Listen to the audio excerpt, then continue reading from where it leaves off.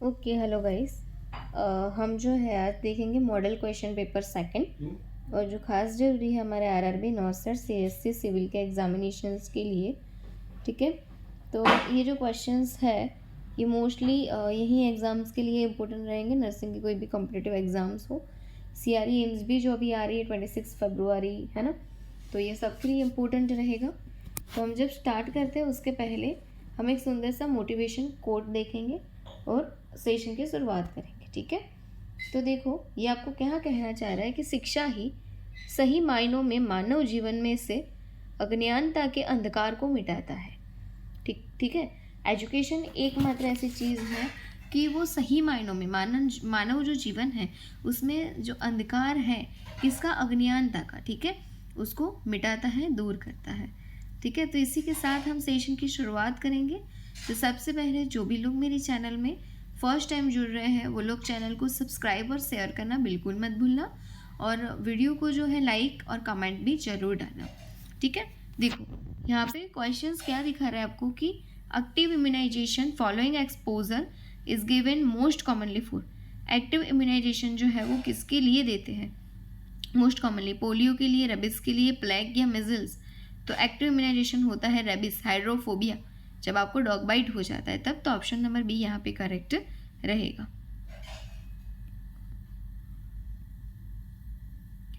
During bladder irrigation with 3-वे urinary catheter following prostatectomy client, prostatectomy वाले client को bladder irrigation continue करना पड़ता है।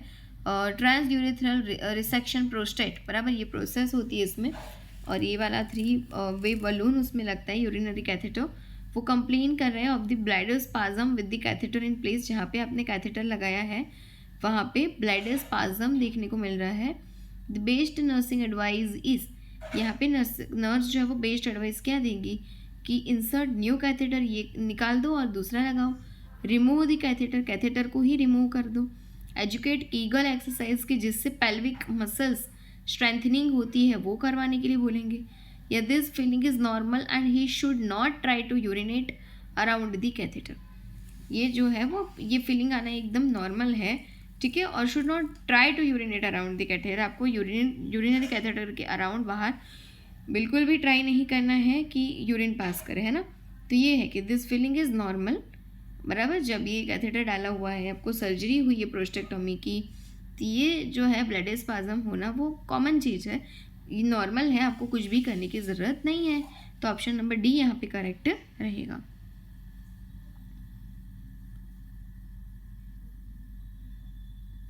Drug is use to treat premature contraction and delivery is, ऐसी drug जो use करते हैं तो प्रीमैच्योर डिलीवरी को भी रोकता है वो, और दूसरा प्रीमैच्योर कॉन्ट्रैक्शंस को भी नहीं होने देता, एंड डिलीवरी भी वो थोड़े समय तक जो है वो रोक के रखता है।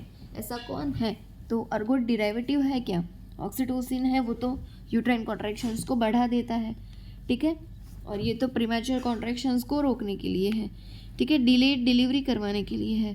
प्रोस्टाग्लैंडिन्स है या टोकोलाइटिक? तो टोकोलाइटिक है वो एक प्रकार का ऐसा एजेंट है कि अगर हमको पता चला कि डिलीवरी होने वाली है प्रीमैच्योरली बेबी की, तो हम मम्मी के थ्रू, है ना, मदर के थ्रू जो है वो स्टेरॉइड्स देते हैं, क्योंकि बेबी का जो लंग सर्फेक्टेंट है वो अच्छे से बन पाए, ठीक है, मैच्योर हो पाए, क्योंकि प्रीटर्म में नहीं होगी लंग मैच्योर। जो स्टेरॉइड्स के थ्रू हम करवाते हैं वो मदर को देते हैं, तो बीटामेथासोन और डेक्सामेथासोन, पर वो देने के बाद भी 48 आवर्स तक एटलीस्ट जो है डिलीवरी नहीं होनी चाहिए, तो वो जो स्टेरॉइड्स हैं वो मदर के थ्रू बेबी को मिलेंगे। ठीक है, इसके लिए भी हम ये टोकोलाइटिक एजेंट्स का यूज़ करते हैं जब आपको डिलेड डिलीवरी करवानी हो या प्रीमैच्योर कॉन्ट्रैक्शंस आने शुरू हो गए हो तो उसको ट्रीट करवाने के लिए। ठीक है, तो टोकोलाइटिक एजेंट्स यूज़ करेंगे। ऑप्शन नंबर डी यहाँ पे करेक्ट रहेगा।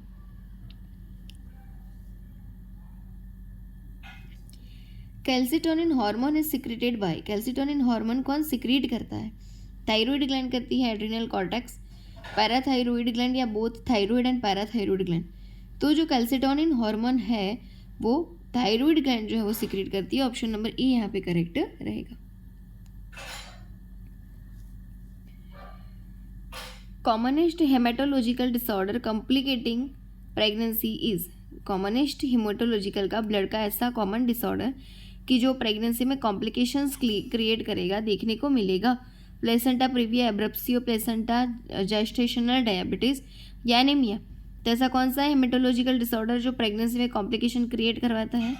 एनीमिया है, कॉमन एनीमिया है, ऑप्शन नंबर डी। ठीक है, placenta praevia, abruptio placenta, gestational diabetes देखने को मिलता है, पर एज कंपेयर टू एनीमिया बहुत लो है। The levator ani is composed of all except, ठीक है, उसमें 3 होंगे, एक नहीं होगा, प्यूबो रेक्टालिस, प्यूबो कोकिजियस, इलियोकोकिजियस या ट्रांसवर्स पैरोनाई। तो लिविटर एनाई जो है वो 3 मसल्स से मिलके बनता है, प्यूबो रेक्टालिस, प्यूबो कोकिजियस एंड इलियोकोकिजियस। ट्रांसवर्स पैरोनी इसका पार्ट नहीं है, इसलिए ऑप्शन नंबर डी यहाँ पे करेक्ट रहेगा।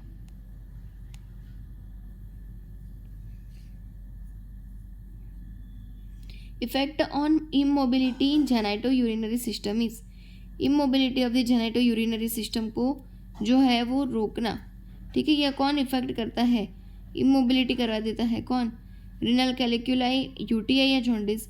तो दोनों सिचुएशन, एक तो renal calculi, renal stone and urinary tract infection, UTI, दोनों जो है वो इमोबिलिटी करवा देते हैं जेनाइटो यूरिनरी सिस्टम को, इसलिए ऑप्शन नंबर डी यहाँ पे करेक्ट रहेगा।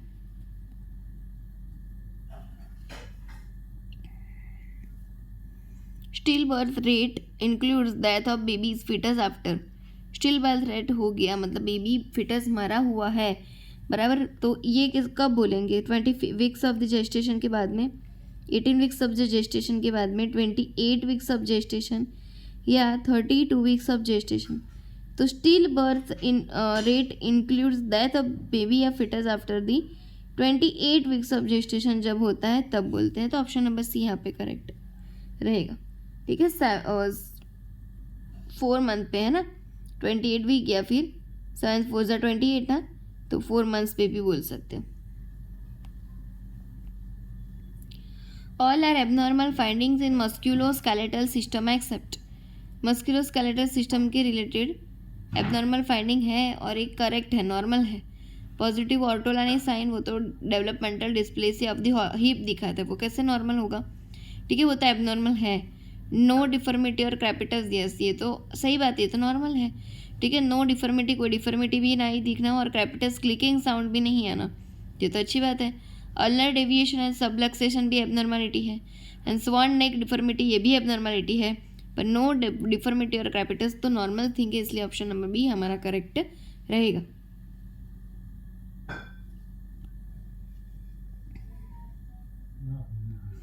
Pranita is walking towards north direction. She turns left and again turns left. उसने टर्न्स लिया, फिर से टर्न लिया लेफ्ट, फाइनली सी टर्न्स राइट, अभी उसने राइट टर्न लिया। प्रणीता कौन सी? नॉर्थ साइड चल रही है, लेफ्ट टर्न, अगेन लेफ्ट लिया, राइट लिया। Which direction is sea walking now? अभी कौन सा डायरेक्शन में चल रही है? तो देखो प्रणीता की जो initially walks in the north direction है। When she turns left for the first time, she is now facing west. Another left turn has her facing south. Finally, a right turn from the south directs her towards the west. और इसके लिए correct हो जाएगा option number सी, waste की ओर अभी उसका चलना चालू है, तो ऑप्शन सी करेक्ट यहाँ पे है।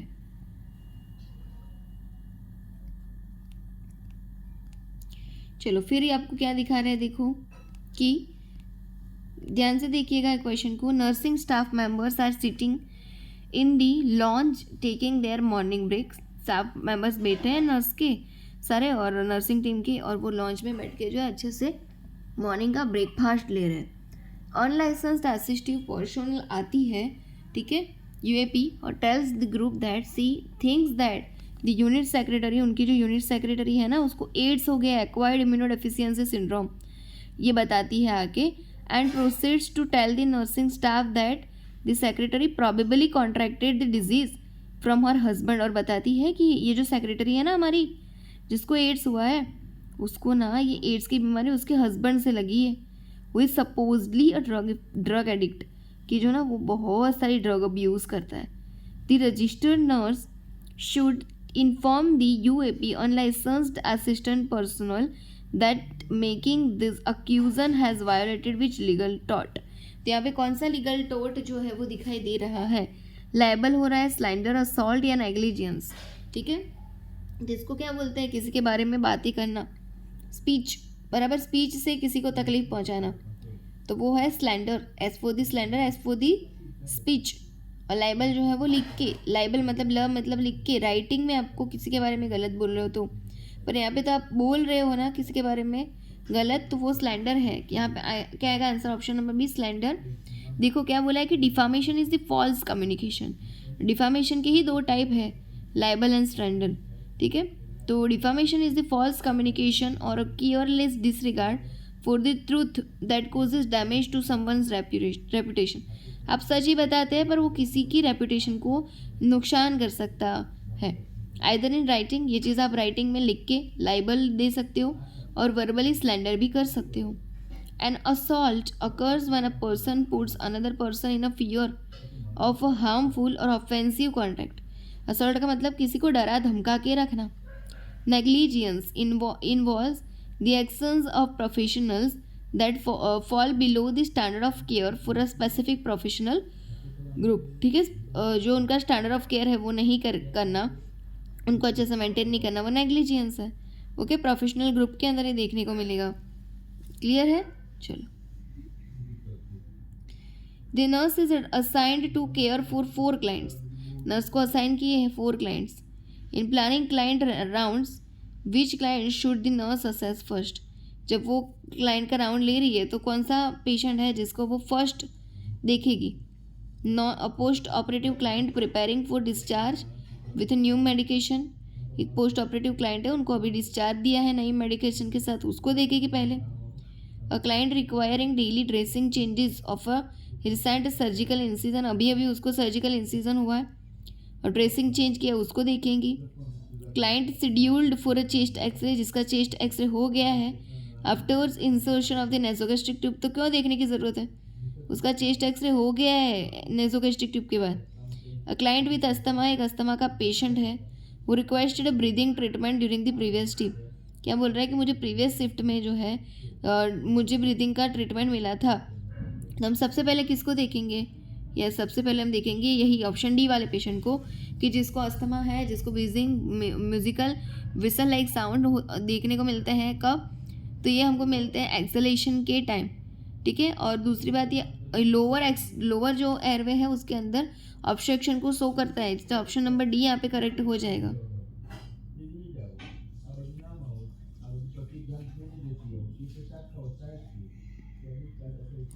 और क्यों, क्योंकि airway is always the highest priority and the nurse would attend to the client with asthma who requested breathing treatment during the previous shift. This could indicate that the client was experiencing difficulty breathing. The client prescribed in option 1, 2 and 3 have needs that would be identified as intermediate priorities. फिर the nurse employed in an emergency department is assigned to triage clients coming to the emergency department for treatment on the evening shift. एक nurse employed है emergency department का, उसको assigned किया triage clients coming to the emergency department for treatment on the evening shift. The nurse should assign priority to which client. तो सबसे पहले nurse किसको priority देगी, a client complaining of muscle aches, headache and history of seizure वाले patient को priority देंगे कि जिसका मसल पेन, हेडेक भी हो रहा है और सीजर आ रही है। या a client who twisted her ankle when rollerblading and is requesting medication for pain, या फिर ऐसा क्लाइंट की जो अपने एंकल को ट्विस्ट कर रहा है, रोलर बैंडिंग कर रहा है और रिक्वेस्ट कर रहा है मुझे पेन हो रहा है दवाई दो। कि फिर option C, a client with a minor laceration on the index finger sustained while cutting an eggplant, ठीक है। या फिर माइनर लेसरेशन हुआ पेशेंट को, वो क्या कर रहा था, तो कट कर रहा था, ठीक है। क्या, तो एग प्लांट को जब वो कट कर रहा था तब उसको छोटा सा कट आया है, लेसरेशन हुआ। कि client with chest pain who states that he just ate pizza that was made with very spicy sauce. या कोई क्लाइंट बोल रहा है कि मैंने अभी अभी ना पिज़्ज़ा खाया है स्पाइसी सॉस वाला और उसकी वजह से मुझे चेस्ट पेन होने लगा है। तो सबसे पहले हम क्या देखेंगे, ऐसे ही पेशेंट को, कि client with chest pain who states that he just ate pizza that has made with a very spicy sauce. तो ऑप्शन डी वाले को हम पहले प्रायोरिटी देंगे, ठीक है, क्योंकि in an emergency department triage involves brief client assessment to classify clients according to their needs for care and includes establishing priorities of care, ठीक है, द टाइप ऑफ इलनेस और injury, the severity of the problem and the resources available govern the process.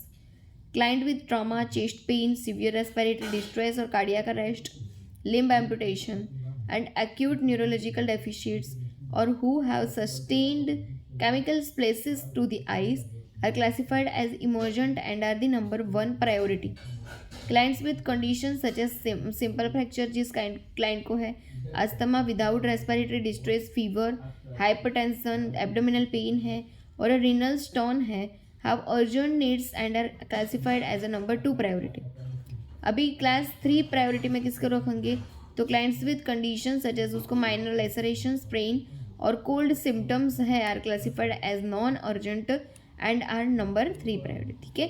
तो पहली priority में हम chest pain वाले patient को रखेंगे. अभी नेक्स्ट क्वेश्चन क्या है कि 45 year old patient has just undergone a liver biopsy, उसका लीवर बायोप्सी करना है. The nurse is responsible for positioning the patient to prevent complications. Nurse liver biopsy के दौरान ऐसी तो कौन सी पोजीशन देंगी कि जिसकी वजह से कॉम्प्लिकेशंस कम हो. What is the most appropriate position for the patient immediate after liver biopsy? तो लीवर बायोप्सी होने के बाद बराबर इमीडिएटली आफ्टर कौन सी पोजीशन दूंगे. Supine with a pillow under the head, prone with a pillow under the abdomen, right side lying with a pillow under the puncture site, या left side lying with knees flexed. तो कौन सी देंगे कि जिस side liver है वहीं पे patient को लेटाएंगे. Right side lying with pillow under the puncture side, और जहाँ पे उसको पंक्चर किया है वहाँ पे इसको रखेंगे बराबर, पिलो रखेंगे उसके नीचे.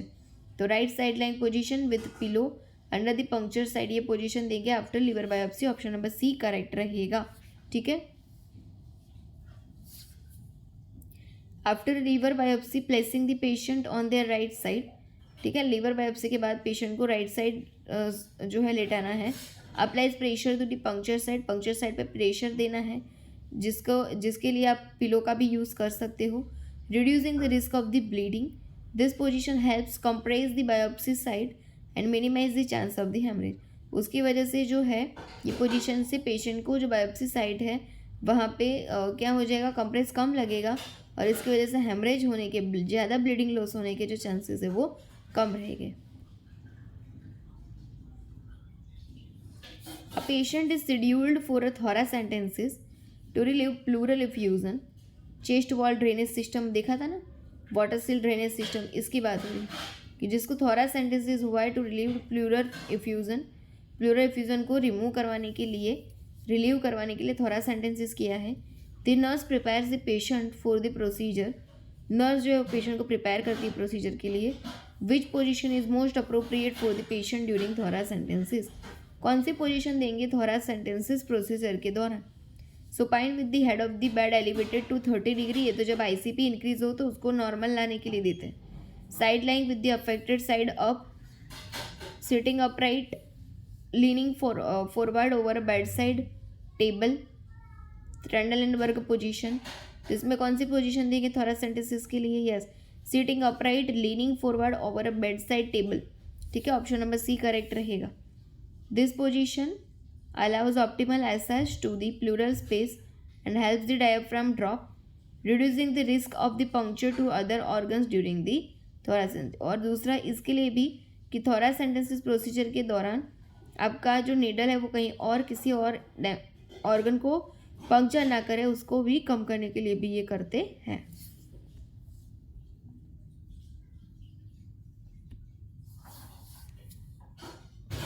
A patient is undergoing a lumbar puncture for diagnostic purpose. एक पेशेंट को लंबर पंक्चर करवाने का डायग्नोस्टिक पर्पस टेस्ट डॉक्टर ने लिख के दिया.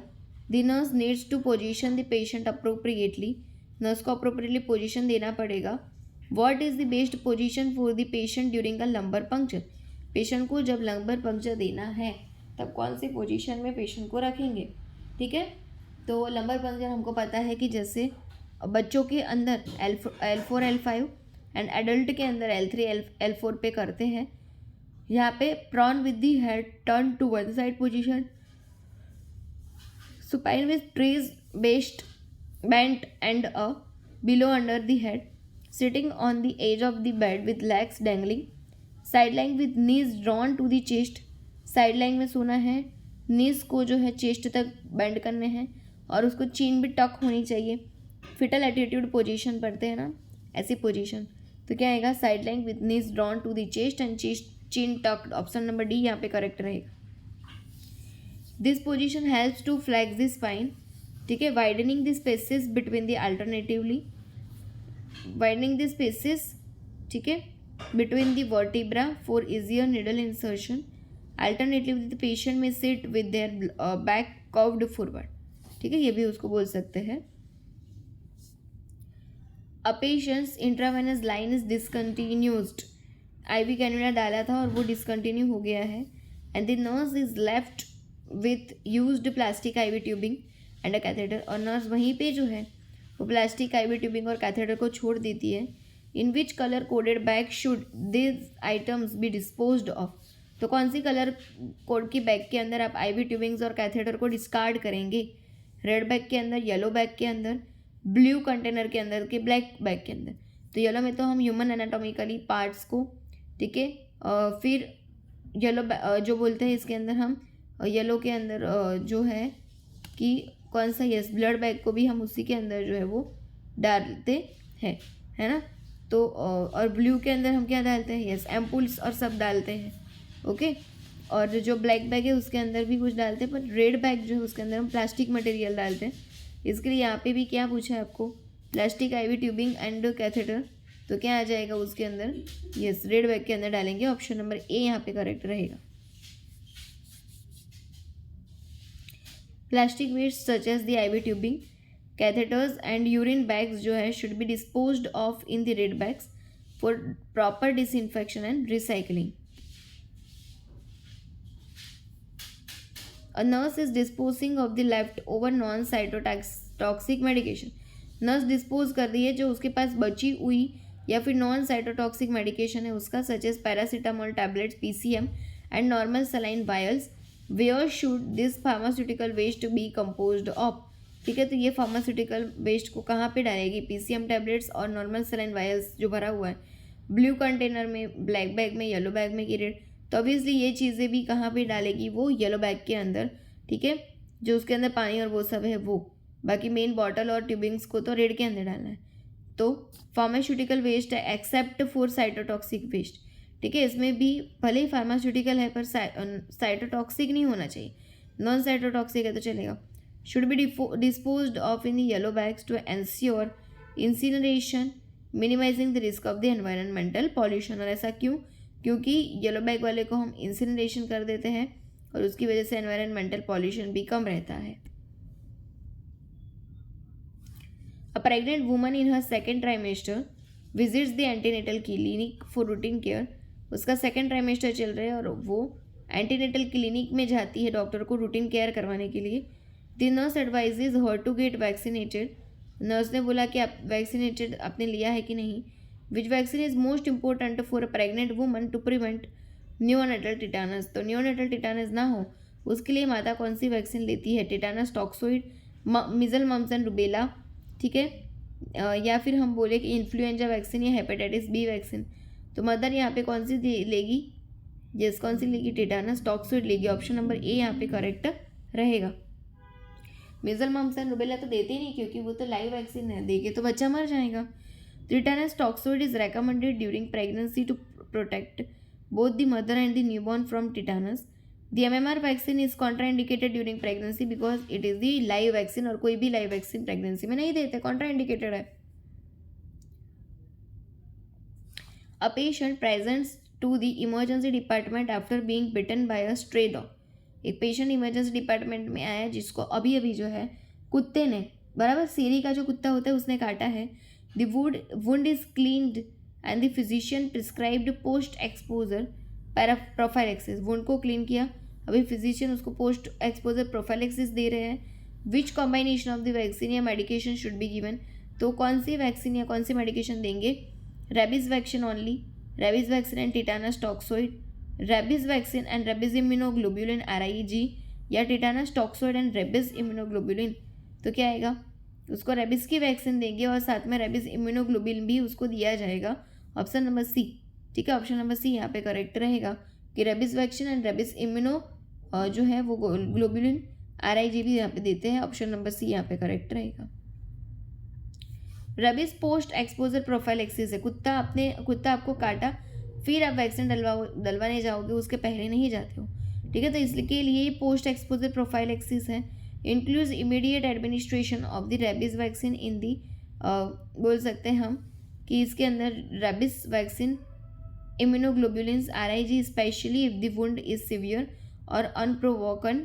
Tetanus toxoid may be given separately if indicated, ठीक है। और अगर टिटानस टॉक्साइड देनी है तो वो रेबिस के वैक्सीन के साथ, रेबिस इम्यूनोग्लोबुलिन के साथ नहीं देते, वो सेपरेट आपको देनी पड़ेगी। A 3-year-old child is due for routine immunization, but the parents inform the nurses that the child is currently receiving chemotherapy. 3 year का बच्चा है जिसको रूटीन इम्यूनाइजेशन ड्यू हो रहा है, उसके पेरेंट्स बता रहे कि मेरे बच्चे को ना कीमोथेरेपी चल रही है, तो विच vaccine is Contra indicated for the child. तो ये सारी जो है डिजीज़ उसके अंदर भी बिल्कुल भी लाइव वैक्सीन नहीं देते हैं, ठीक है। इसके लिए क्या आएगा, इनएक्टिवेटेड पोलियो वैक्सीन, वो तो किल्ड है, इसलिए तो इनएक्टिवेटेड लिखा हुआ है।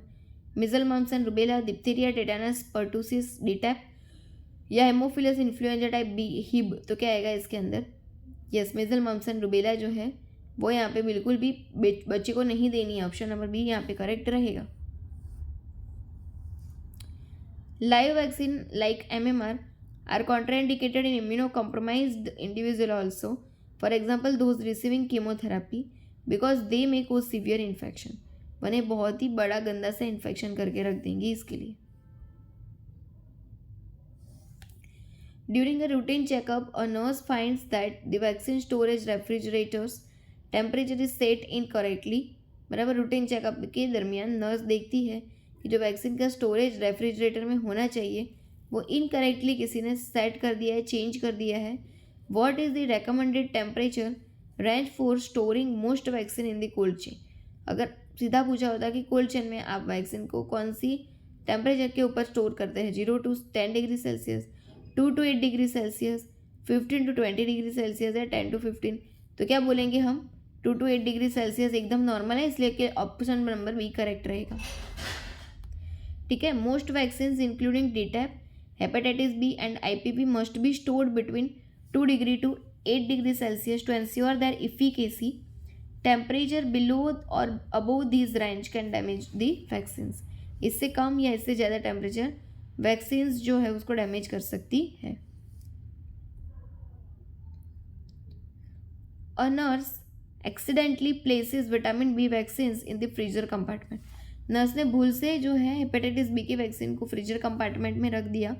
What action should the nurse take first. तो अब नर्स पहले क्या करेंगी, डिफ्रॉस्ट कर देगी vaccines and use them, check the vaccine vials for any visible damage and use if intact, discard the vaccine and report the incident, या store the vaccines in the refrigerator and monitor for any adverse effect. तो क्या करेंगे हम, yes, discard कर देंगे वो vaccination को, report करेंगे इंसिडेंट्स को। हेपेटाइटिस B की वैक्सीन जो है वो लाइक मोस्ट लिक्विड वैक्सीन है, लूज देयर एफिकेसी फ्रोजन, जब वो फ्रोजन हो जाती है उसकी कोई एफिकेसी नहीं रहती, महत्व नहीं रहता है।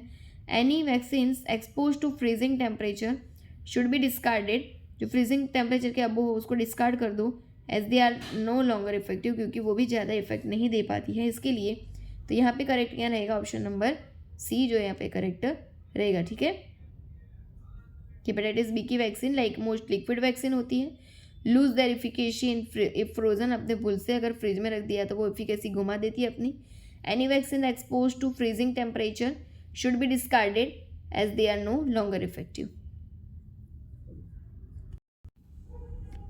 ओके, नेक्स्ट देखो क्या है कि a nurse observes swelling and redness around the insertion site of an IV cannula. जहाँ पे IV कैन्यूला डाला है वहाँ पे क्या दिखाई दे रहा है, या स्वेलिंग और रेडनेस दिखाई दे रहा है आफ्टर एडमिनिस्ट्रिंग अ मेडिकेशन, जब आपने मेडिकेशन दी उसके बाद में आईवी कैन्युला के ऊपर स्वेलिंग एंड रेडनेस दिखाई दे रहा है. What is the nurse's first priority action when extravasation is suspected. Extravasation हुआ है ऐसा आप कब बोलोगे, जो मेडिकेशन आपने दी है ना वो बाहर आएगी. ठीक है, वो पूरा जो आपने उसके ऊपर कैन्युला को फिक्सेशन करने के लिए जो लगाया है ना, ठीक है, वो पूरा क्या हो जाएगा, पानी वाला हो जाएगा, मतलब मेडिकेशन वाला हो जाएगा. ठीक है, तो ऐसी कंडीशन किस में देखने को मिल रही है, देखो, remove the cannula immediately and apply a warm compress करेंगे. Notify the physician and elevate the affected limb. Remove the cannula immediately and apply a cold compress. देखो ऑप्शन ए में भी यही बोला है कि remove the cannula immediately, but warm compress देने को बोला है. और ऑप्शन सी में बोला है कि remove the cannula immediately and apply the cold compression.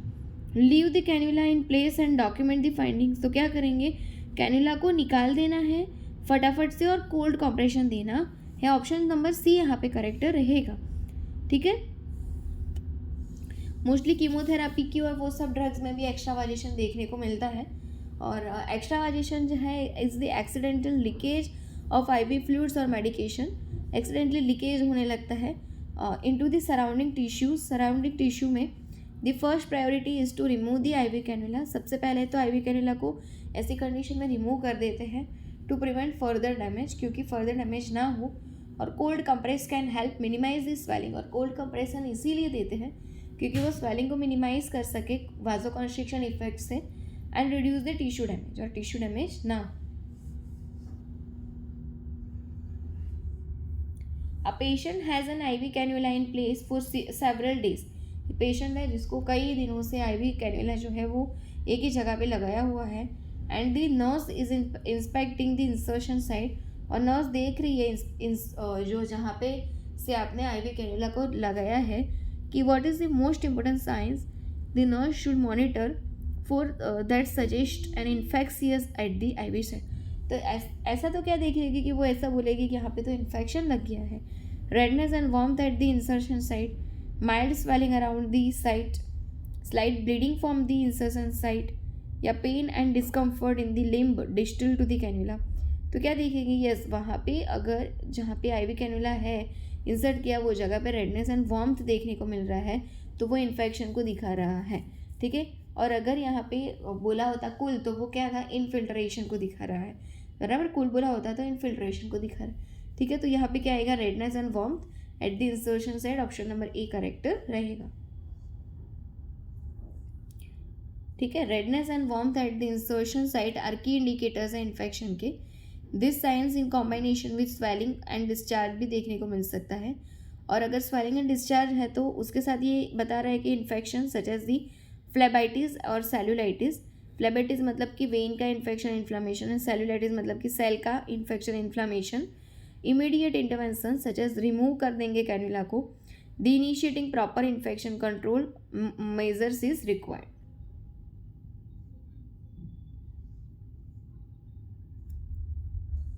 A patient on warfarin जो एक एंटीकोएगुलेंट है और उसको ओरल एंटीकोएगुलेंट ऐसे नाम से भी जानते हैं, इस प्रिस्क्राइब्ड नाप्रोक्सन फॉर पेन रिलीफ. और इसके अंदर नाप्रोक्सन दे रहे हैं पेन रिलीफ करवाने के लिए.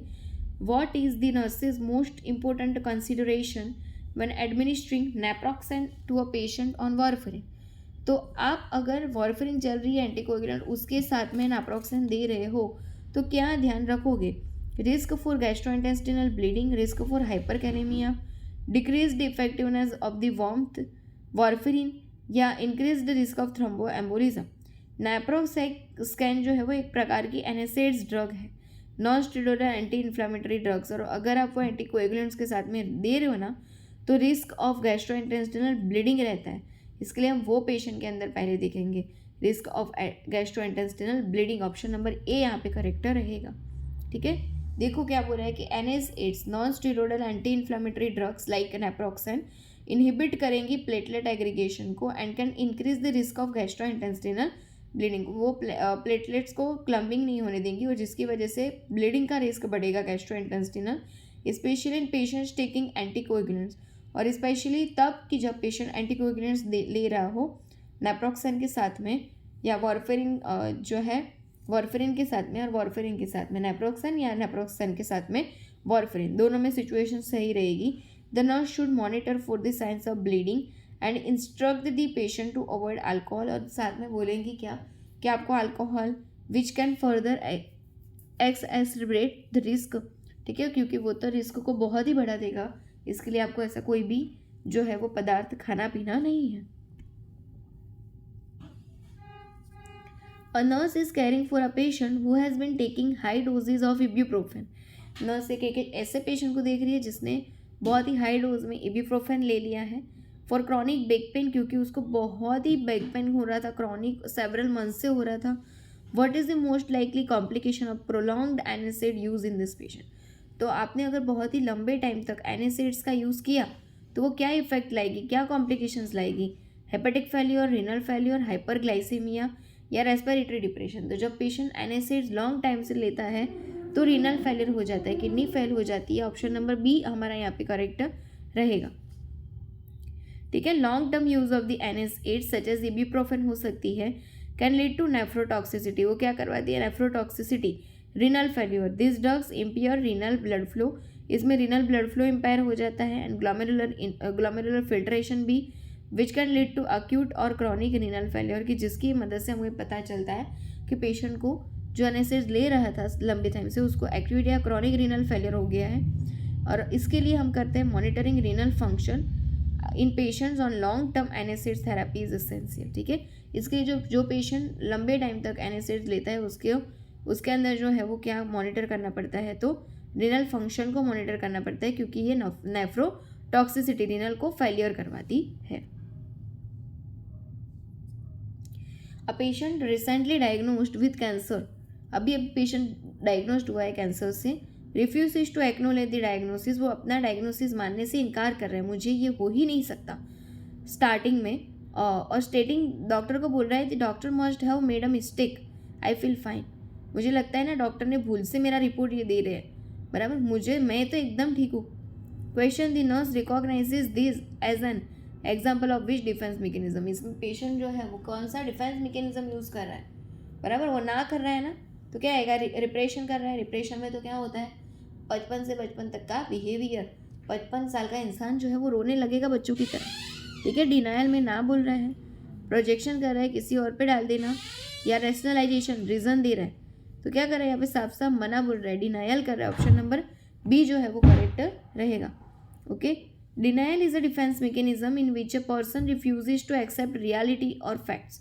डिनायल मतलब एक ऐसा डिफेंस मैकेनिज्म है जिसमें पेशेंट जो वो फैक्ट या रियलिटी को एक्सेप्ट नहीं करेगा, often to avoid facing distressing emotion, ठीक है। In this case the patient is refusing to accept the cancer diagnosis, ठीक है। मोस्टली तो ऐसा तभी देखने को मिलता है जब पेशेंट कौन सा डायग्नोसिस, कैंसर से सफ़र हो रहा, which is a clear example of denial, ठीक है। It is important for the nurse to provide emotional support, इसमें पेशेंट को इमोशनल सपोर्ट देना पड़ता है, साइकोलॉजिकल सपोर्ट देना पड़ता है, and gently encourage the patient to face the diagnosis when they are ready, ठीक है। तो क्या करेक्ट रहेगा कि denial is a defence mechanism in which a person refuses to accept reality और facts, often to avoid facing distressing emotions. In this case, the patient is refusing to accept the cancer diagnosis, which is a clear example of denial, बराबर, ये example है clearly denial का कि वो अपना cancer का diagnosis को accept करने से मना कर देगा। It is important for the nurse to provide emotional support and gently encourage the patient to face the diagnosis, nurse support देगी, एनकरेज करेगी कि जिससे पेशेंट जो है वो इसको एक्सेप्ट कर सके। डाबडा स्टेजेस पढ़ते हैं ना, क्या करता है वो, पहले डिनायल करता है, फिर एग्रेशन करता है, फिर बार्गेनिंग करता है, फिर जो है वो क्या हो जाता है उसको तो डीप फॉर द डिप्रेशन में, और लास्ट में एक्सेप्ट कर लेता है, ठीक है। The diagnosis when they are ready.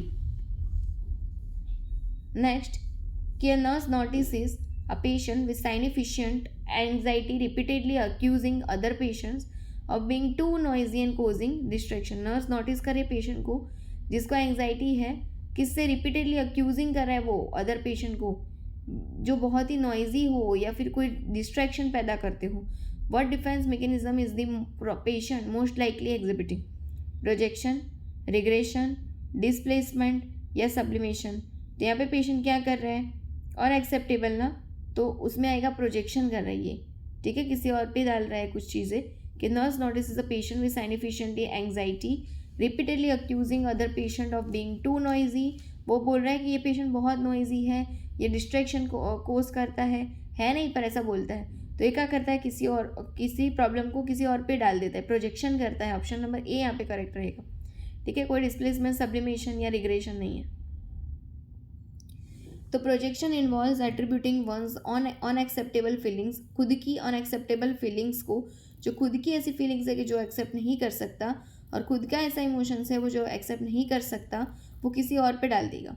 In this scenario the patient is likely feeling anxious, patient को एंक्सियस लग रहा था, and overwhelmed, but instead projects this, but उसने वो तो नहीं बोला, पर क्या बोला कि this discomfort by accusing others, मुझे ना ये सब ये लोगों की वजह से हो रहा है, ऑफ बीइंग डिस्ट्रप्टिव, क्योंकि वो लोग ना डिस्ट्रप्टिव एनवायरनमेंट क्रिएट करते हैं, नॉइजी और वो सब करके। Understanding projection allows the nurse to address the underlying anxiety while supporting the patient's emotional needs.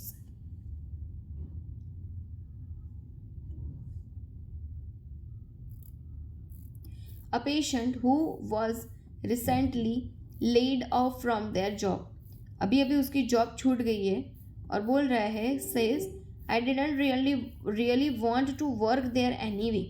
ठीक है, I didn't want to work there anyway, मुझे वहाँ पे सच में काम करने में मज़ा नहीं आती थी।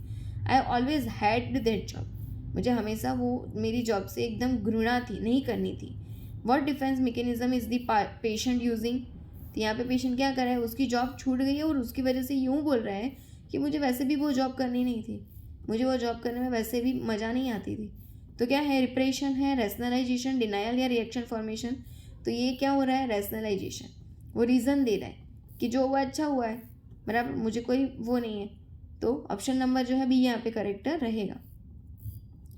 रैशनलाइजेशन इन्वॉल्व्स जस्टिफाइंग और explaining away feelings, fit behaviours और सर्कमस्टेंसेज दैट आर अनकंफर्टेबल और डिफिकल्ट टू एक्सेप्ट। कब करते हैं हम रैशनलाइजेशन, कोई ऐसी सिचुएशन की जो हमें अनकंफर्टेबल या जिसको हम इजीली जो है एक्सेप्ट नहीं कर पाते, उसके लिए यूज़ करेंगे। इन this case the patient is justifying their job loss, यहाँ पे पेशेंट अपनी जॉब लॉस को जस्टिफाइड दे रहा है by claiming they didn't like the job, और वो इसके लिए क्या क्लेम कर रहा है कि मुझे वैसे भी ये जॉब पसंद नहीं थी, rather than confronting the distress associated with being laid off.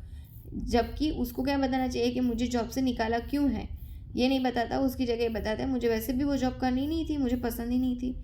The nurse should help the patient address the true feelings of disappointment और लॉस, और नर्स पेशेंट को उस दौर पे ले जाती है कि जहाँ पे पेशेंट ये बोलेगा, बराबर, कि उसको क्या फीलिंग आ रही है, ट्रू फीलिंग्स या डिसअपॉइंटमेंट जॉब लॉस की वजह से, उस तक नर्स उसको ले जाएंगे। ठीक है, a nurse caring for a patient who has been prescribed ethambutol, anti tuberculosis drug है, ठीक है, वो दे रही है पेशेंट को, प्रिस्क्राइब कर रही है as part of a multi drug regimen of for tuberculosis, जो MDR-TB बोलते हैं ना, मल्टी ड्रग रेजिमेन, उसके लिए पेशेंट को दे रही है ethambutol. The patient report difficulty seeing clearly, और पेशेंट बोल रहा है इथाम्बुटम देने के बाद कि मुझे ना अच्छे से दिखाई नहीं देता है, and some colour vision problems हो रही है, मुझे कोई कलर्स जो है अच्छे से आइडेंटिफाई नहीं हो रहे हैं। What is the nurse's most appropriate action, patient को इथाम्बुटोल दिया है और उसके बाद उसको विजन का प्रॉब्लम आ रहा है, तो क्या करेगी, assess the patient for signs of optic neuritis and report to the health care provider, continue the administering the drug as this symptoms are normal, उसको बोलना है कि भाई ये सिम्टम्स नॉर्मल है, आप लेते रहो और दवाई। Administer lower dose of ethambutol, ethambutol का डोज कम कर देना है। Encourage the patient to take more frequent breaks when reading, या जब आप रीडिंग करते हो ना, पढ़ते हो ना कुछ, तब बीच में थोड़ा थोड़ा ब्रेक लेते रहिए। तो क्या बोलेंगे, assess the patient for signs of optic neuritis, देखेंगे कि वो पेशेंट को कहीं भी ऑप्टिक जो नर्व जा रही है उसके अंदर कोई इन्फेक्शन इन्फ्लामेशन ना हो, ऑप्टिक न्यूराइटिस ना हो, and report to the health care provider, और इसके लिए पेशेंट के जो हेल्थ केयर प्रोवाइडर उसको बोलेंगी। ठीक है, इथाम्बुटोल के अंदर जो है वो रेड ग्रीन कलर की इफेक्ट जो है वो आंखों के अंदर विजन कलर चेंजेस में देखने को मिलती है, जिसको बोलते हैं राहुल गांधी इफेक्ट। इथाम्बुटोल से राहुल का R for the red colour and Gandhi का G for the green colour, ये इफेक्ट देखने को मिलती है, ऐसा बोलते हैं। तो ऑप्टिक न्यूराइटिस की वजह से भी कलर चेंजेस हो सकता है, उसके लिए हम SCP हेल्थ केयर प्रोवाइडर या ऑफ्थेल्मोलॉजिस्ट को दिखाने के लिए बोलेंगे। ऑप्शन नंबर ए जो यहाँ पे करेक्ट रहेगा। Ethambutol is associated with optic neuritis, which can lead to visual disturbances such as difficulty in seeing and the color vision changes. These symptoms should be immediately reported to the healthcare provider. ऐसे symptoms तुरंत healthcare provider को बताने हैं. The patient should be monitored regularly for changes in vision, and if optic neuritis is suspected, उसका vision check करते रहना है. और अगर ऑप्टिक न्यूराइटिस देखने को मिलता है, सब्सेप्टेड होता है, तो इथाम्बुटोल को कंटिन्यू नहीं रखना है, ना स्लो करना है, उसको डिसकंटिन्यूड करना है, बंद कर देना है. A patient with history of gout is prescribed pyrazinamide. Patient को गाउट है, बराबर, जिसमें यूरिक एसिड ज़्यादा बनता है ना, वो गाउट हो जाता है, उसमें पेशेंट को दिया जा रहा है pyrazinamide for the treatment of tuberculosis. और यहाँ पे ये pyrazinamide तो ट्रीटमेंट है ट्यूबरक्यूलोसिस का. पेशेंट को है क्या? Gout. What should the nurse monitor for in this patient? ठीक है, तो हमने अभी क्या बोला कि यूरिक एसिड जिसमें बढ़ता है उसमें होता है गाउट. ठीक है, और ये जो pyrazinamide है उसका इफेक्ट पूछा है, वो सब आपको गुमराह करने के लिए. लास्ट में तो आपको यही पूछा है ना कि what should the nurse monitor for in this patient. मतलब गाउट वाले पेशेंट में नर्स क्या देखेंगी? Hyperglycaemia, hyperuricaemia, hypertension and hypokalaemia. तो क्या देखेंगे? हाइपरयूरिसेमिया. ऑप्शन नंबर बी जो है यहाँ पे करेक्ट रहेगा. देखो कि pyrazinamide can increase serum uric acid level. pyrazinamide भी कैसी दवाई है एंटी ट्यूबरकुलोसिस की कि जो also serum uric acid level को बढ़ाती है, विच में प्रेसिपिटेट और वर्जन द गाउट की, जिसकी वजह से ऑलरेडी गाउट में यूरिक एसिड तो बढ़ा हुआ था, pyrazinamide की वजह से और बढ़ा, और इसके लिए वो गाउट की इफेक्ट को बहुत ही गंदी कर देती है. The nurse should monitor the patient for symptoms of gout such as joint pain and swelling, and monitor serum uric acid levels in patients with a history of gout. अगर patient को history है gout की आगे, the healthcare provider may needed to adjust the dose of consider alternative treatment. ठीक है, उसके साथ में कोई alternative treatment भी स्टार्ट करते हैं. Next, a nurse is educating a patient who is starting combinations of rifampicin.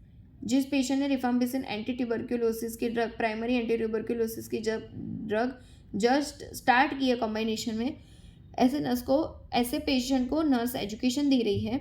Isoniazid भी किया, pyrazinamide भी किया, एथाम्बुटोल भी किया है फॉर द ट्यूबरक्यूलोसिस के ट्रीटमेंट के लिए. ठीक है, the patient is concerned about the length of treatment and ask if it is possible to stop the medication once they feel better. ये दवाई उसको कब तक लेनी पड़ेगी, या फिर अगर उसको ठीक फील होता है, अच्छा फील होता है, तो क्या वो ये दवाई लेना बंद कर सकती है? What is the best response by the nurse? इसके लिए नर्स क्या बोलेंगी? You can stop the medication as soon as you feel better as it is safe. आपको जब भी लगे आपको अच्छा लग रहा है या बेटर लग रहा है, आपको सेफ लग रहा है, तो आप दवाई बंद कर दो, कोई बात नहीं. It is important to complete the entire prescribed treatment regimen to prevent drug resistance. आपको कंप्लीटली रेड बॉक्स या जो ब्लू बॉक्स दिया है उसको कंप्लीट ही करना है, वरना जो है आपको ड्रग रेजिस्टेंस हो सकता है. You will need to take the medication for a few weeks and then stop. कुछ सप्ताह तक लीजिए फिर बंद कर दीजिएगा. The treatment will be shortened if your symptoms resolve early. ठीक है, आपकी ट्रीटमेंट जो है वो उसका ड्यूरेशन शॉर्ट हो जाएगा अगर आपके सिम्टम्स फटाफट जा रहे हैं. तो क्या आएगा कि it is important, option number B आएगा, it is important to complete the entire prescribe treatment. जितना भी ट्रीटमेंट प्रिस्क्राइब है उसको पूरा कंप्लीट करना है. Regiment to prevent the drug resistance, क्योंकि तभी जो है वो ड्रग रेजिस्टेंस नहीं देखने को मिलेगा. तो ऑप्शन नंबर बी जो है यहाँ पे करेक्ट हो जाएगा.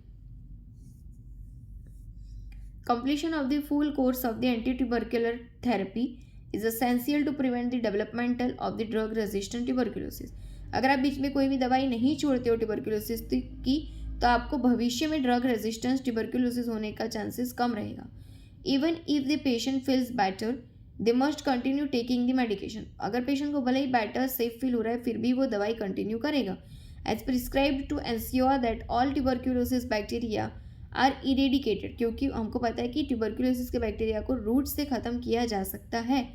The nurse should emphasize the importance of adherence to the regimen to prevent relapse और the development of the drug resistance.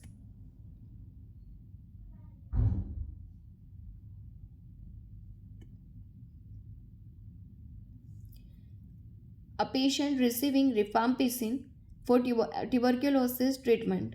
ठीक है, ये भी first line anti tuberculosis drug है. Reports that urine, sweat and tears have turned orange. Patient rifampicin दे रहा है और रिफाम्पिसिन के साइड इफेक्ट्स की वजह से, ठीक है, उसका यूरिन, उसका स्वेट, उसका टीयर्स सब जो है ऑरेंज रेड कलर का आ रहा है। What is the nurse's best response, इसके अंदर नर्स क्या करेंगी? This is an expected side effect of rifampicin and is not a cause for concern. ये होता ही है रिफाम्पिसिन देने के बाद, आपको कोई चिंता करने की ज़रूरत नहीं है। This may indicate a dangerous allergic reaction to rifampicin. You should stop the medication immediately and call your healthcare provider. फटाफट बंद कर दो और SCP को फ़ोन कर दो। This is sign of liver dysfunction, you need to stop taking the medication. या liver dysfunction हो गया और आपको इसके लिए दवाई लेना बंद करना पड़ेगा। तो रिफाम्पिसिन लेते वक्त जब पेशेंट को जो है वो ऐसा दिखता है, उसका urine sweat tears turn orange colour का, तो क्या बोलना है? This is expected side effect of rifampicin. Rifampicin के बाद में ये होने ही वाला था and is not a cause for concern. और ये ऐसी बात नहीं है कि जिसमें हमको बहुत ही कंसर्न लेना पड़े, ध्यान लेना पड़े। तो ऑप्शन नंबर ए करेक्ट रहेगा। Rifampicin is known as to cause harmless discoloration of bodily fluids. ये रिफाम्पिसिन की वजह से ये ऑरेंज रेड कलर का जो है वो सिक्रीशन देखने को मिलता है, पर वो कोई हार्मफुल नहीं होता बॉडी को, वो हार्मलेस डिस्कलरेशन होता है बॉडीली फ्लूइड्स सच एज की urine, sweat and tears turning them orange to red. This is common side effect and should not alarm the patient. ये साइड इफेक्ट कॉमन है rifampicin लेने के बाद, पेशेंट को बिल्कुल हाइपर होने की यहाँ पे ज़रूरत नहीं है। However the nurse should also remind the patient to avoid wearing contact lenses. दूसरी बात, नर्स को यूँ भी बताते हैं पेशेंट को, जब पेशेंट रिफाम्पिसिन ले रहा है, कि आपको कॉन्टैक्ट लेंसेज का यूज़ नहीं करना है, as the discoloration can permanently stain them. Otherwise ये डिस्कलरेशन परमानेंटली रह जाएगा स्टेन के साथ, ठीक है, इसके लिए। The nurse caring for a 7-year-old child who has undergone a cardiac catheterization. Nurse एक 7 साल के बच्चे को देख रही है कि जिसको अभी अभी कार्डियक कैथेटराइजेशन होता है, और cardiac catheterization mostly femoral artery से होता है। 2 hours अगो हुआ है, finds the dressing and bed saturated with blood, ठीक है, देखती है नर्स तो उसका पूरा जो ड्रेसिंग्स है जहाँ पे कार्डियक कैथेटराइजेशन हुआ है वो, और जो बेड है पूरा जो है वो ब्लड से भर गया है। द नर्स शुड फर्स्ट, यहाँ पे नर्स सबसे पहले क्या करेंगी? पेशेंट के वाइटल साइंस को देखेंगी, री इन्फोर्स द ड्रेसिंग्स, फिर से ड्रेसिंग्स लगा देंगी, apply pressure just above the catheter insertion side या नोटिफाई द फिजिशियन। तो सबसे पहले जब भी ब्लीडिंग होता है हमको पुट डायरेक्ट प्रेशर करना पड़ता है, फिर एलिवेट करते हैं लिम्ब को, और फिर जो है लास्ट में हम कोई और कंडीशन जो है वो देख सकते हैं। अदरवाइज यहाँ पे तो जो है हम पहले तो क्या करेंगे? Direct pressure. इसके लिए क्या आएगा कि apply pressure just above the catheter insertion side, ठीक है, ऑप्शन नंबर सी यहाँ पे करेक्ट रहेगा, कि जहाँ पे आप अपने लगा है वहाँ पे प्रॉक्सिमल जो है उसके ऊपर की साइड जो है, ठीक है, हमको प्रेशर को पुट करना है। Direct pressure is the first measure that should be use to control the bleeding. Taking the vital sign will not control the bleeding, ठीक है, वाइटल साइन से कोई ब्लीडिंग कंट्रोल नहीं होगा। This should be done while another person is being sent to notify the physician. The dressing can be reinforced after the bleeding had been content, ठीक है, जैसे हमने बोला ना कि क्या होता है कि जब ब्लीडिंग होती है फर्स्ट प्रायोरिटी हम डायरेक्ट प्रेशर पुट करते हैं, फिर एलिवेट करते हैं लिम्ब को, और लास्ट में किसी से भी ना हो तो हम टूर्निकेट को भी अप्लाई कर सकते हैं।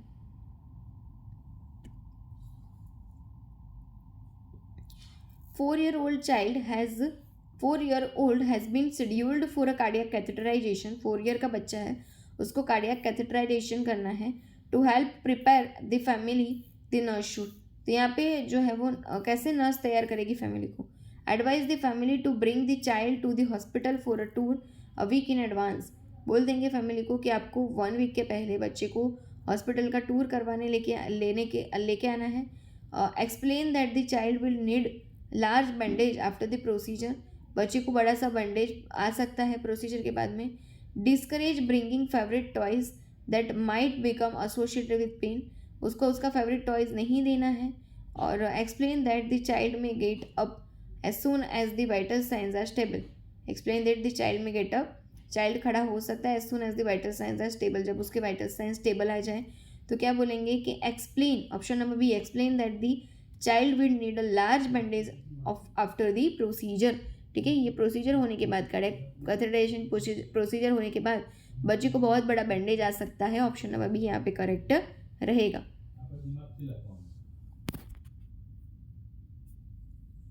ठीक है। The catheter insertion side will be covered with bandage, जो कैथेटर इंसर्शन साइड है उसको पूरा बैंडेज से कवर करते हैं। This is important for preschool children to know as they are very concerned about bodily harm, क्योंकि ये छोटा सा बच्चा है वो नहीं जानेगा कि उसको क्या हुआ है। The best time to prepare a pre school child for an invasive procedure is the night before, और इसको नाइट से पहले ही ये करते हैं पेशेंट को, ठीक है। जब बच्चा क्या होता है, बेस्ट टाइम प्री स्कूल है इसके लिए। Bringing a favourite toy to the hospital will help decrease the child's anxiety, उसके मम्मी पापा का बोलना है उसको जो भी टॉय सबसे ज़्यादा पसंद है वो लेके आना, जिसकी वजह से उसको एंग्जाइटी कम हो।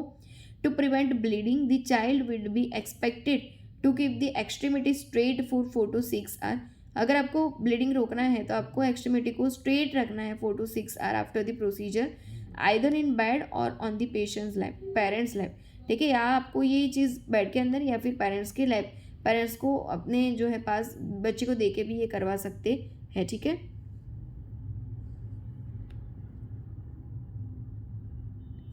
आफ्टर एन अपेंडेक्टॉमी, अपेंडिक्स यहाँ पे रिमूव किया है, a patient develops redness and swelling on at the suture side, और बाद में पेशेंट को जो है स्यूचर साइड पे स्वेलिंग और रेडनेस दिखाई दे रहा है। This sutures used were absorbable, जो स्यूचर यूज़ किए वो एब्जॉर्बेबल टाइप के हैं। What is the most likely cause, यहाँ पे मोस्ट लाइकली कोज तो क्या हो सकता है, एलर्जिक रिएक्शन टू नाइलॉन हुआ है, वुंड इन्फेक्शन हुआ है, टिश्यू नेक्रोसिस हुआ है, या नॉर्मल इन्फ्लामेटरी यहाँ पे रिस्पॉन्स है। पेशेंट को जो है रेडनेस एंड स्वेलिंग हुआ है स्यूचर साइड के ऊपर, जबकि स्यूचर तो एब्जॉर्बेबल था, तो ये वुंड इन्फेक्शन को सजेस्ट कर रहा है। ऑप्शन नंबर बी यहाँ पे करेक्ट रहेगा, ठीक है। Redness and swelling at the suture side specially with absorbable sutures अगर यूज़ किया हो और फिर भी रेडनेस एंड स्वेलिंग हो, they are commonly associated with infection, ये ऐसा ही बता रहा है कि इन्फेक्शन हो गया है, particularly if proper aseptic techniques were not followed, particularly तब ऐसा होता है जब आपने स्यूचर्स लेते टाइम प्रॉपरली असेप्टिक या स्टेराइल टेक्निक का यूज़ नहीं किया हो, ठीक है। इसको आइट्रोजेनिक इन्फेक्शन बोलते हैं, क्योंकि सर्जरी के दौरान हेल्थ केयर प्रोवाइडर की जो है वो पूरा बेदरकारी रही है और उसकी वजह से उसको इन्फेक्शन लगा है, उसको आइट्रोजेनिक इन्फेक्शन बोलते हैं। And allergic reaction is more common with non absorbable materials, allergic information allergic जो रिएक्शन है वो तब हो सकता है जब पेशेंट में आपने नॉन एब्जॉर्बेबल मटेरियल यूज़ किया, पर यहाँ तो आपने एब्जॉर्बेबल यूज़ किया है, ठीक है, तो वो नहीं हो सकता है मोस्टली, ठीक है। While tissue necrosis would present with a blackened wound, a normal inflammatory responses would resolve within a few days without significant redness और स्वेलिंग, और नॉर्मली रिस्पॉन्स तो इन्फ्लामेटरी ऐसा ही होता है कि कुछ दिनों तक रहता है, फिर वो अपने आप ही जो है वो फ्यू डेज में चला जाता है, पर उसमें रेडनेस और स्वेलिंग भी नहीं देखने को मिलता। Which suture technique is most appropriate for closing a wound under tension to prevent wound dehiscence? wound dehiscence को अगर आपको रोकना है, मतलब कि सूचर्स को टूटने देने से रोकना है, तो कौन सा जो है आपके वुंड क्लोजिंग के लिए आप क्या यूज़ करोगे जिसकी वजह से वहाँ पे टेंशन प्रेशर ना है। सिंपल इंटरप्टेड सूचर लेंगे, कंटिन्यूस रनिंग सूचर लेंगे, वर्टिकल मैट्रेस सूचर लेंगे, या सब क्यूटिकल सूचर देंगे। तो यहाँ पे हम यूज़ करेंगे वर्टिकल मैट्रेस सूचर टेक्निक की, most appropriate for closing a wound under tension to prevent the wound dehiscence. अगर पेशेंट को एक बार वुंड डेहिसन हो गया, उसके सूचर्स टूट गए हैं, तो इस बार आपको जो है उसमें वर्टिकल मैट्रेस सूचर्स का यूज़ करना होता है कि जिसकी वजह से यहाँ पे प्रेशर ना आए और फिर से जो है वो वुंड डेहिशन ना हो, ठीक है। तो क्या आएगा, vertical mattress sutures, option number C यहाँ पे करेक्ट रहेगा।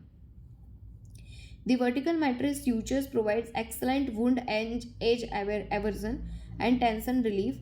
ये जो vertical mattress suture है उससे जो वुंड की एज है, जो किनार है, जो धार है, वहाँ पे एवर्शन जो है वो एक्सलेंट होगा, टेंशन रिलीफ होगा, making it ideal for wounds under tension. This reduces the risk of wound dehiscence. Simple interrupted sutures are not as effective for tension wounds while subcuticular sutures are typically used for cosmetic close, ठीक है। जबकि जो आपको बोले थे ना कौन सा वाला सब क्यूटिकुलर सूचर्स, वो कॉस्मेटिक क्लोजर के लिए यूज होते हैं। The nurse is performing endotracheal suctioning on a mechanically ventilated patient, एक पेशेंट है मैकेनिकली वेंटिलेटेड पे रखा हुआ, उसको एंडोट्रेकियल सक्शनिंग कर रही है nurse. The patient's heart rate drops from 88 to 60 beats per minute. उसका हार्ट रेट आ रहा था 88, अभी हो गया 66, मतलब ब्रेडिकार्डिया हो रहा है, हार्ट रेट कम हो रहा है। सक्शनिंग के time what is the nurse's priority action. तो नर्स यहाँ पे प्रायोरिटी एक्शन क्या लेगी, stop suctioning and reoxygenate the patient, suction को स्टॉप करेंगी थोड़े टाइम के लिए और फिर से पेशेंट को पूरा रीऑक्सीजनेट करेंगी। कंप्लीट द सक्शनिंग क्विकली, फटाफट से सक्शनिंग को खत्म कर देगी अगर ब्रेडिकार्डिया हो रहा है। Notify the health care provider immediately या इंक्रीज द सक्शन प्रेशर। तो जब भी सक्शन करते हैं उसके पहले भी हम पेशेंट को हाइपर ऑक्सीजनेट 100% ऑक्सीजन देते हैं, फिर करते हैं, और फिर भी हम सक्शन सिर्फ लेस देन 10 सेकेंड्स तक ही करते हैं। फिर भी पेशेंट को अगर ब्रेडिकार्डिया हो रहा है सक्शन के दौरान तो आपको सक्शन को स्टॉप करके पेशेंट को फिर से रीऑक्सीजनेट करना है और फिर से सक्शन करना है, इसलिए ऑप्शन नंबर ए करेक्ट रहेगा। ठीक है, stop suctioning and reoxygenate the patient. A drop in heart rate indicates possible vagal nerve stimulation और हाइपोक्सिया। अचानक से जो हार्ट रेट ड्रॉप हुआ, ब्रेडिकार्डिया हुआ, वो ऐसा बता रहा है कि पॉसिबल इसको वैगल नर्व का स्टिमुलेशन या हाइपोक्सिया है। The priority is to stop the suctioning immediately, इसमें फटाफट से आपको सक्शन बंद करना है एंड रीऑक्सीजनेट करना है पेशेंट को टू प्रिवेंट फर्दर ब्रेडिकार्डिया, क्योंकि उसको फिर से ब्रेडिकार्डिया और हाइपोक्सिया ना हो इसके लिए करना है। ठीक है, a nurse is carrying for a post operative patient, जिसकी ऑपरेशन हो गया है उसका नर्स जो है वो केयर कर रही है विद न्यू ट्रैकोस्टमी, उसको नया नया ट्रैकोस्टमी लगाया है। व्हेन परफॉर्मिंग सक्शनिंग, जब ये सक्शनिंग कर रही है nurse, the nurse should limit each suction pass to how many second. Nurse को पता है कि हर एक सक्शन का आप कितना टाइम ड्यूरेशन तक ही कर पाओगे, 5 सेकेंड, 10 सेकेंड, 15 या 10 सेकेंड्स, तो लेस देन 10 सेकेंड्स तक ही कर पाओगे, इसलिए ऑप्शन नंबर बी करेक्ट रहेगा। ठीक है, कि 10 सेकेंड्स तक ही आपको करना है। Suctioning should be limited to 10 seconds per pass to minimise hypoxia. क्यों इतना ही करते हैं 10 सेकेंड्स तक, क्योंकि आपको हाइपोक्सिया को रोकना है तो, and prevent trauma to the airway, और एयरवे में कोई ट्रॉमा नहीं होने देना है तो भी यही कॉन्सेप्ट का यूज़ करोगे। Prolonged suctioning can lead to oxygen depletion, अगर आपने कंटिन्यूसली अगर 10 सेकेंड से ज़्यादा सक्शनिंग किया तो उसकी वजह से ऑक्सीजन डिप्लेशन चला जाएगा, बहुत ही कम हो जाएगा, and potential complication such as arrhythmias भी, रिदम एबनॉर्मलिटी अरिथमियाज भी देखने को मिलेगा। ठीक है, इसके लिए ये नहीं करते हैं, 10 सेकेंड्स के ज़्यादा सक्शनिंग नहीं करते हैं। ठीक है, और इसी के साथ हम हमारे सेशन को जो है वो कंप्लीट करते हैं। नेक्स्ट जब हम मिलेंगे तो और जो है यही मॉडल पेपर 2 का सेकंड पार्ट देखने की कोशिश करेंगे। ठीक है, आप अपना ख्याल रखिए और रिवाइज करते रहिएगा, तभी आपको कॉन्सेप्ट क्लियर होगा। अगर कोई भी दिक्कत है आप कमेंट में ज़रूर डालिए। ठीक है, like this session and comment it. Okay, thank you so much, stay connected with us.